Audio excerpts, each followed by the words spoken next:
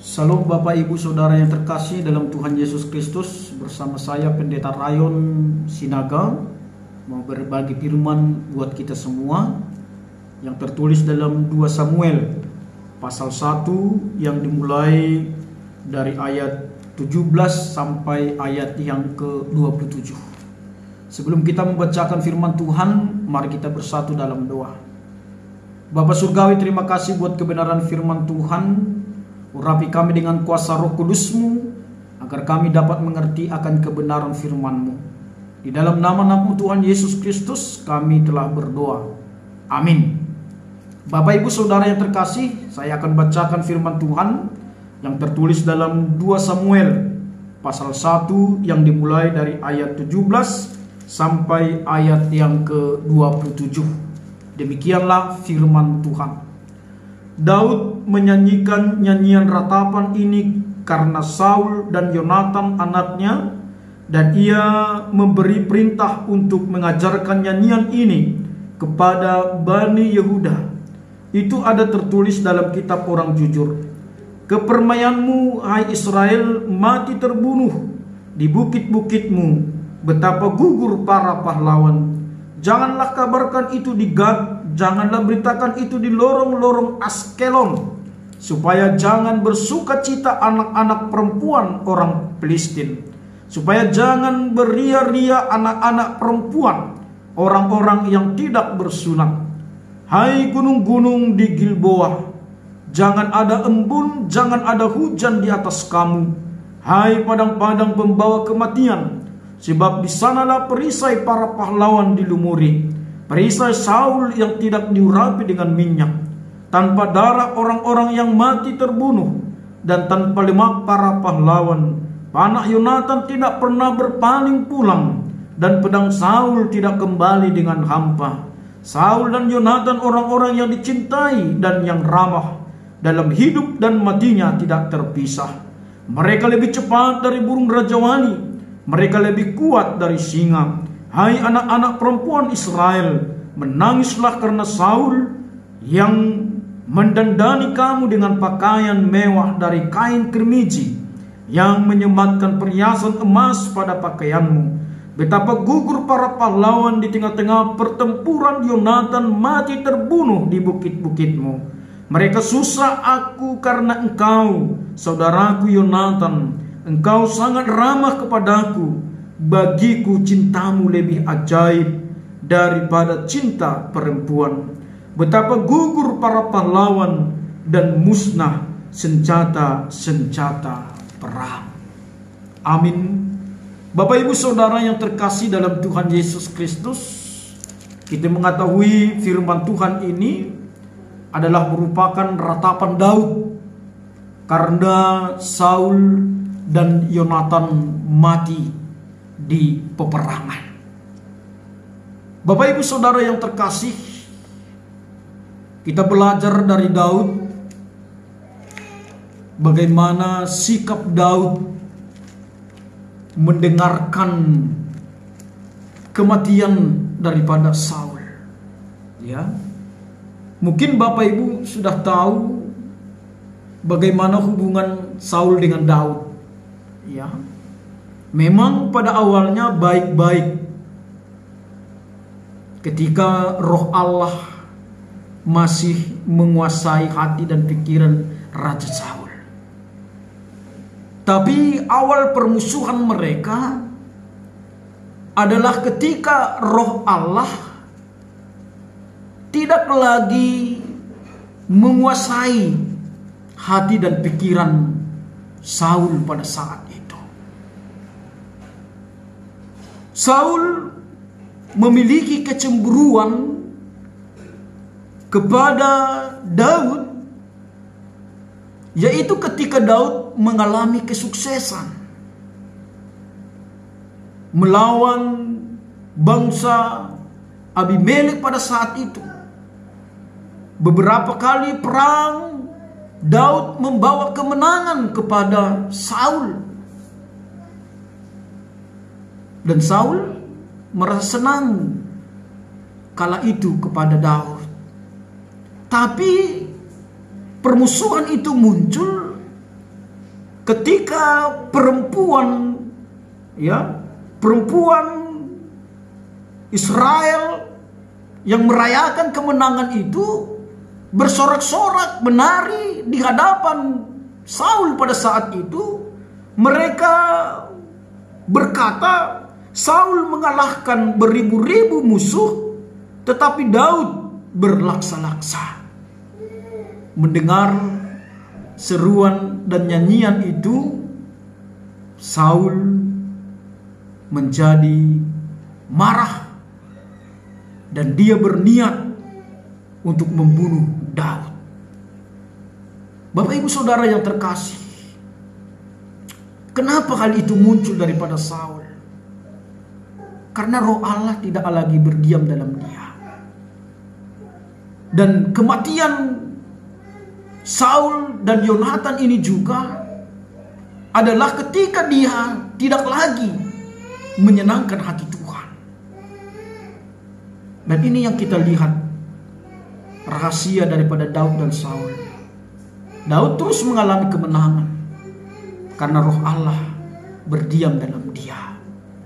Maka ini menjadi perenungan yang sangat berharga bagi kita. Karena kemenangan, kesuksesan, kebahagiaan yang kita miliki pada saat ini bukan karena kekuatan kita, bukan karena kuat kita, tapi semua itu adalah karena kita bersama dengan Tuhan. Karena kekuatan daripada Tuhan, penyertaan Tuhan, maka keberhasilan itu, sukacita itu, ketabahan, kesabaran kita, ya, itu mendatangkan sukacita dalam hidup kita. Ya, maka terjadi perubahan yang sangat besar daripada Saul ketika roh jahat berada dalam kehidupan dia. Hati, jiwa, pikiran daripada Saul menjadi kerdil. Pikiran kerdil inilah yang membuat kecemburuan dalam kehidupan Saul. Ini adalah dampak daripada roh jahat yang berdiam dalam hati dan pikirannya. Roh itu mengkerdilkan jiwa daripada Saul. Karena inilah yang mempengaruhi kehidupannya untuk membenci Daud. Karena apa? Ya, karena jiwa kerdil itu mudah merasa terancam oleh prestasi orang lain. Ya, kadang kita cemburu terhadap keberhasilan prestasi orang lain. Ini sebenarnya membuat kita tidak nyaman dalam hidup ini. Dan sering orang mengatakan kita harus senang melihat orang senang, susah melihat orang susah. Tapi banyak sekarang senang melihat orang susah, susah melihat orang senang. Dan ini semua adalah karena jiwa kita kerdil. Hidup kita tidak lagi dikuasai oleh Allah. Ya. Dan ini adalah dampak yang dialami oleh Saul. Jiwa kerdil itu memudahkan muncul iri hati. Ya. Daud mengalami ancaman bukan karena kekalahan, bukan karena perintah Saul yang tidak dia laksanakan, tapi justru keberhasilan Daud itu menjadi iri hati, kebencian daripada Saul. Karena apa? Karena itu tadi, jiwa kerdil yang dimiliki Saul akibat roh jahat yang menguasai hati dan pikirannya. Sehingga Saul berusaha terus untuk mau membunuh Daud. Tapi Daud bisa terhindar karena roh Allah ada di dalam dia. Ya. Jiwa kerdil yang dimiliki Saul itu mudah merasa tersaingi oleh Daud. Ya. Jiwa kerdil mudah merasa tersaingi oleh orang-orang lain. Maka saudara yang terkasih, mari ya, keberhasilan orang lain jangan kita anggap itu adalah suatu saingan. Tapi justru itu memotivasi kita untuk mempersiapkan diri kita lebih baik lagi. Kenapa dia bisa? Kita tidak bisa. Itu kalau kita memiliki sifat jiwa yang tidak kerdil dalam hidup kita. Maka saudara yang terkasih, pembelajaran yang sangat berharga, yang hakiki sebagai orang percaya, ya, Daud tidak merasa bahagia. Dia tidak memakai kesempatan itu mendengarkan berita dari kematian Saul pada saat itu untuk bersukacita, ya, untuk melakukan syukuran karena dia akan menggantikan Saul. Tapi justru dia meratapi kematian daripada Saul. Walaupun Saul sering mengancam kehidupan Daud, tapi justru dia tidak merasa senang, dia tidak merasa bahagia, padahal dia tahu sebenarnya ketika Saul mati, peluangnya sangat besar untuk menggantikan dan segera digantikan oleh Daud. Tapi justru dia tidak memaknai kematian Saul itu adalah suatu berkat bagi dia. Tapi bukan hanya dia yang bersedih, dia juga mengumumkan kepada semua bangsa Israel untuk berkabung, untuk berpuasa karena kematian Saul. Karena bagi Daud, Saul itu adalah orang yang diurapi. Bagi Daud, Saul itu juga adalah orang yang diurapi oleh Tuhan. Maka Saul tidak pernah balas dendam kepada Saul, karena dia tahu Saul itu adalah orang yang diurapi. Maka dia sangat marah dan bahkan menghukum mati orang yang membunuh Saul, yang menyampaikan berita kepada dia, orang Amalek. Ya, kita lihat sesungguhnya orang Amalek ini seorang tentara.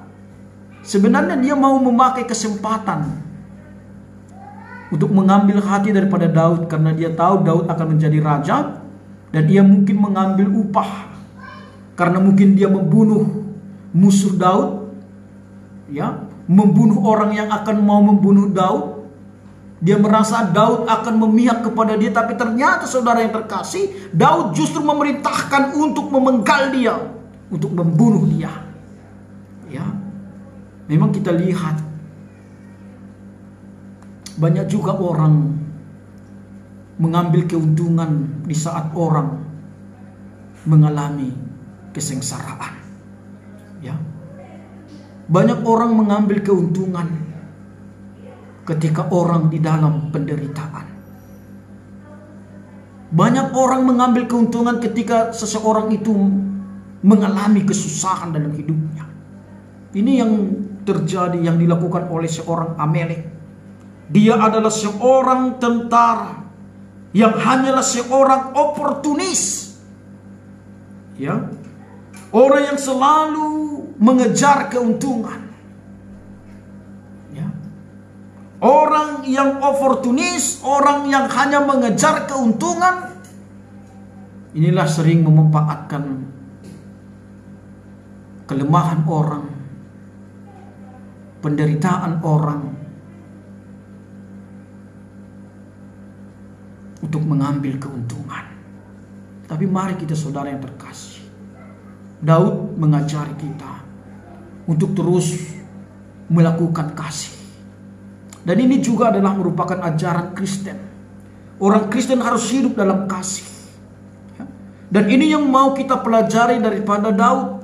Ya, apa yang diajarkan Daud kepada kita, bahwa sebagai orang percaya jangan membalaskan kejahatan dengan kejahatan. Daud memberikan teladan yang baik bagi kita. Seperti apa yang dikatakan dalam Rom 12 ayat 17. Janganlah membalas kejahatan dengan kejahatan. Lakukanlah apa yang baik bagi semua orang. Ya. Daud tidak mau membalaskan kejahatan yang dilakukan oleh Saul. Yang pertama karena Daud takut akan Tuhan. Karena roh Allah ada di dalam Daud. sehingga dia tidak memakai kesempatan itu untuk membalas atau bersuka cita karena kematian daripada Saul.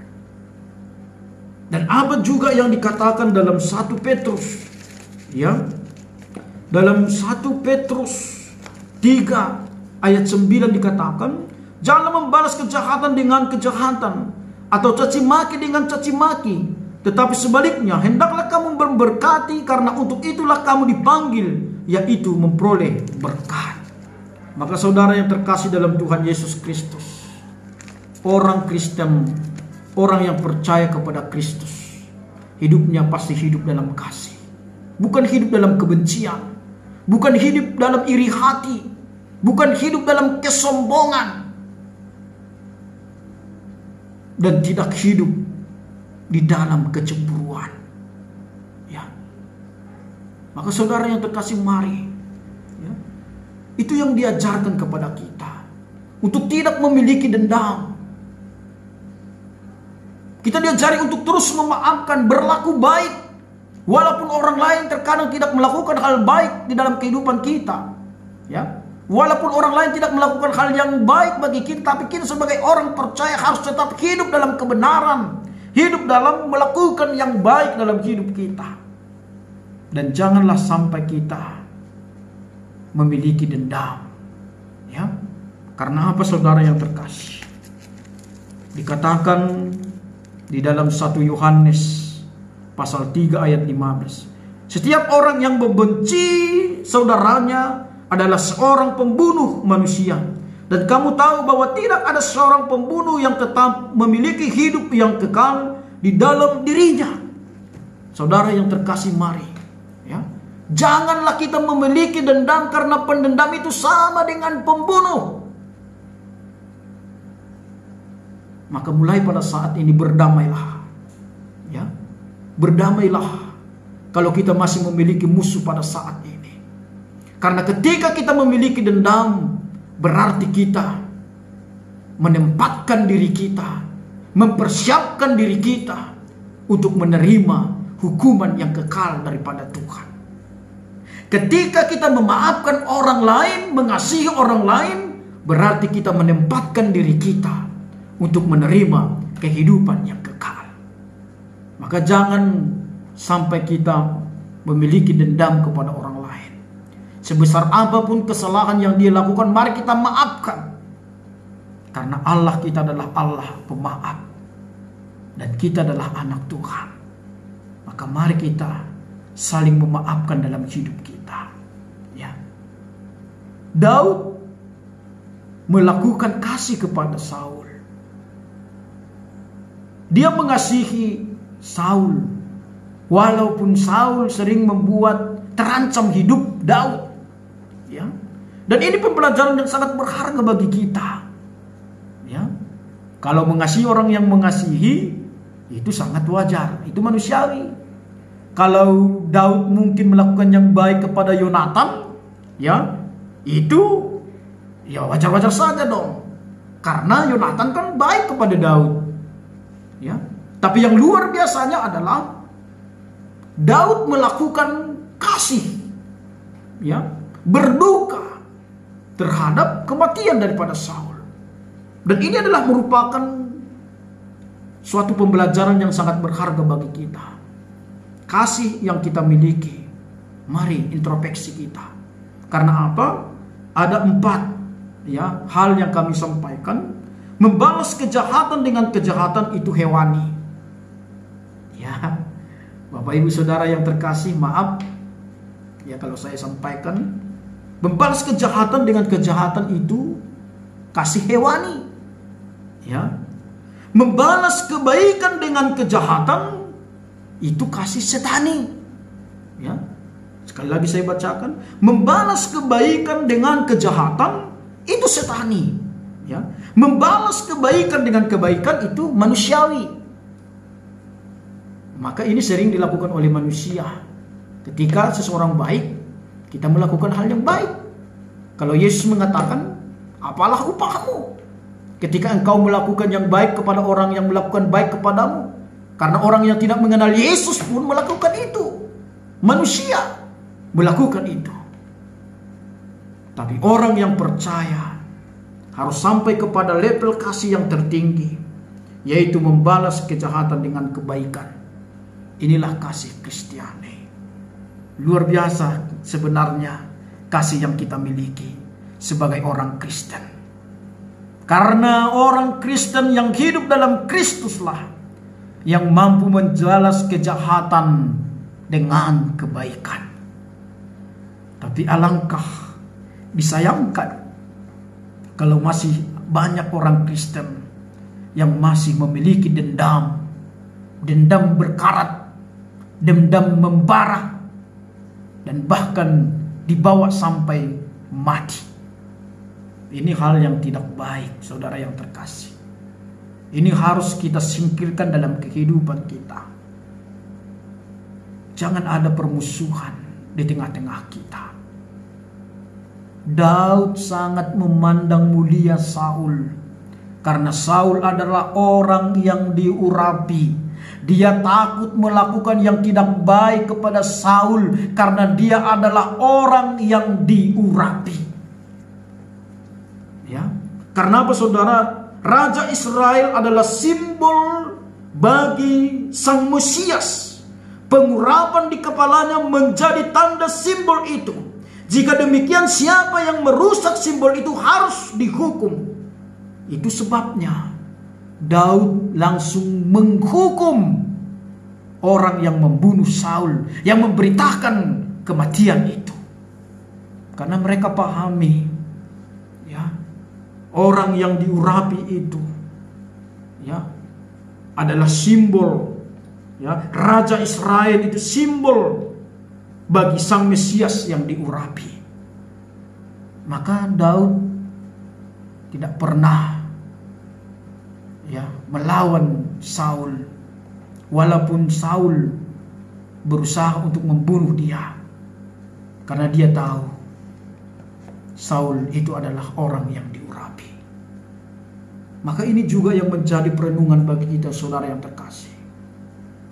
Hormatilah pemimpinmu, baik itu pemimpin apapun itu. Hormati dia, karena dia adalah orang yang diurapi oleh Allah. Sekalipun dia mungkin jatuh, sekalipun mungkin dia melakukan hal yang tidak berkenan, hormati dia. Maka ada kata bijak mengatakan, ya, dia belajar daripada Daud. Respon Daud sangat menghormati Allah lewat menghormati orang yang diurapi Allah. Inilah yang dilaksanakan oleh Daud. Daud sadar ketika dia menghormati orang yang diurapi Allah, itu sama dengan menghormati Allah. Maka sebesar apapun kesalahan Saul, kejahatan Saul, dia tidak perhitungkan itu. Karena dia melihat Saul itu adalah seorang raja yang diurapi. Ya.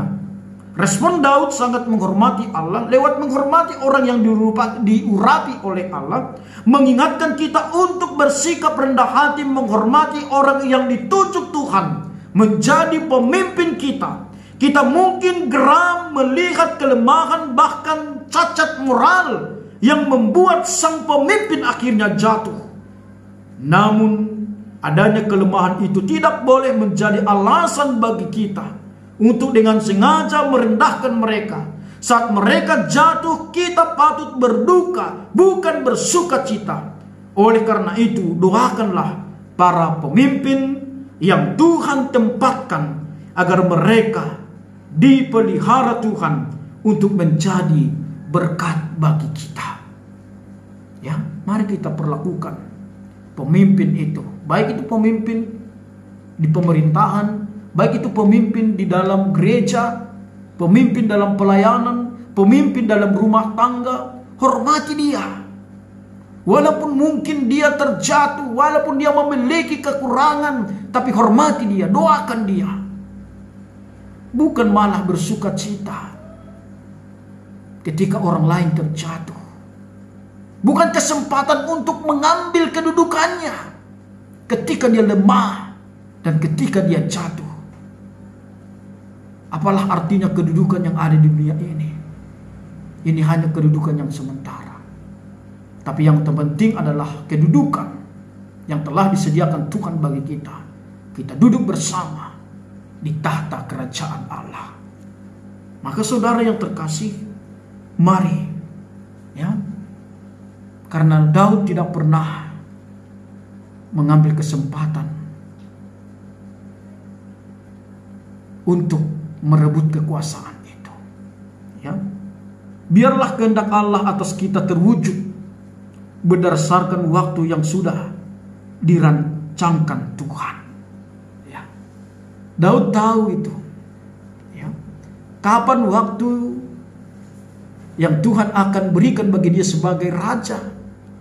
Walaupun dia memiliki kekuatan pada saat itu, mungkin dia memiliki kesempatan untuk membunuh Saul, atau Daud sudah tahu dia akan menggantikan Saul, tapi dia tidak buru-buru untuk menjatuhkan Saul. Dia tidak buru-buru mengambil kedudukan itu sebagai raja. Tapi Daud mengatakan, biarlah kehendak Allah atas kita terwujud berdasarkan waktu yang sudah direncanakan Tuhan. Jangan pernah menjatuhkan orang lain demi merebut kedudukan yang ada bagi dia. Tapi biarlah apa yang direncanakan Tuhan itu adalah bagian daripada kita. Ya, jangan pernah merencanakan yang tidak baik terhadap orang lain untuk merebut kedudukan yang dia miliki pada saat ini. Jangan berusaha menggiring situasi dan kondisi berjalan memenuhi hasrat dan waktu kita. Tetapi ya, kita harus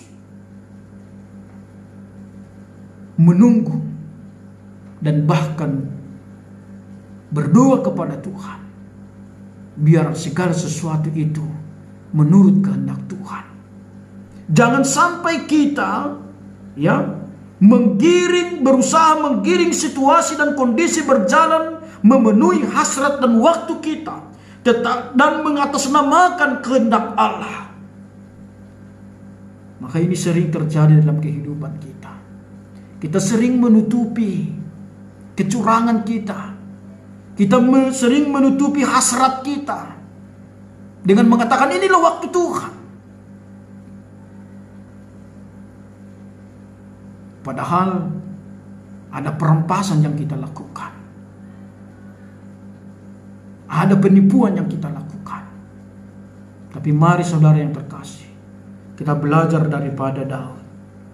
Dia tetap melakukan kebaikan dan menunggu waktu yang Tuhan nyatakan bagi dia. Karena dia tahu rencana Tuhan itu adalah rencana damai sejahtera. Maka saudara yang terkasih, melalui firman Tuhan ini kita diingatkan selaku orang yang percaya, marilah kita saling menghormati. Bagaimana kita bisa saling menghormati kalau kita merasa orang lain itu juga adalah sama dengan kita? Dia juga adalah ciptaan Tuhan, sama dengan kita. Dia memiliki kelemahan, sama dengan kita. Mungkin dia memiliki kelebihan, mungkin sama dengan kita. Maka mari saudara yang terkasih, waktunya lah kita untuk saling menghormati, saling mengasihi, saling mengampuni, dan tetap melakukan kebenaran firman Tuhan. Dan Daud sangat bersedih atas kematian daripada Saul dan Yonatan. Dan kepada Yonatan secara khusus, dia merasakan, ya, dikatakan dalam ayat 26, merasa susah aku karena engkau saudaraku Yonatan. Engkau sangat ramah kepada aku. Bagiku cintamu lebih ajaib. Yonatan begitu baik kepada Daud, dan bahkan dia sering menolong Daud agar dia lepas daripada jeratan dan mungkin pengejaran daripada Saul. dan dia sangat mengalami duka yang sangat mendalam. Maka dia membuat syair ratapan ini untuk mengenang Raja Saul dan Yonatan, karena mereka adalah seorang pahlawan yang memberikan yang terbaik kepada bangsa Israel.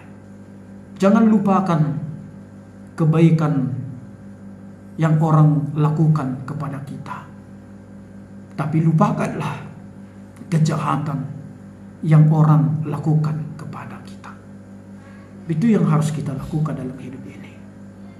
Jangan lupakan kebaikan yang orang lakukan kepada kita. Ukirlah itu di atas batu, sehingga ketika ada kekurangan-kekurangan yang dia lakukan, kebaikan itu tidak akan hilang, dan kebaikan itu tidak akan terkikis dari diri kita. Tapi kejahatan, kekurangan, ketidakbaikan, kesalahan yang orang lain lakukan bagi kita, tulislah itu di atas pasir, sehingga seiring waktu itu akan terhapus dan tidak terukir lagi dalam hati dan pikiran kita.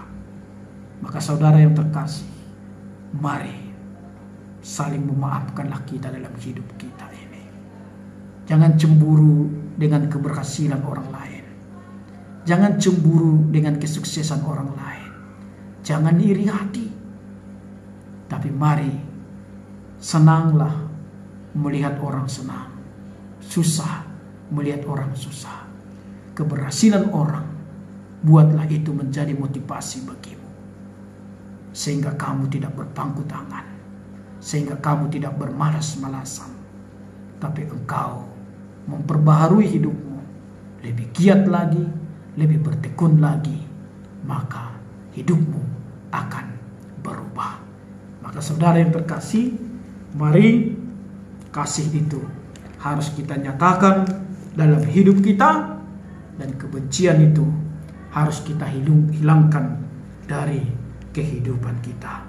Maka saudara yang terkasih, diberkatilah orang yang mengandalkan Tuhan, diberkatilah orang yang hidup di jalan Tuhan, diberkatilah orang ketika Roh Allah berdiam di dalam kehidupan kita. Terima kasih, Tuhan memberkati kita. Salam.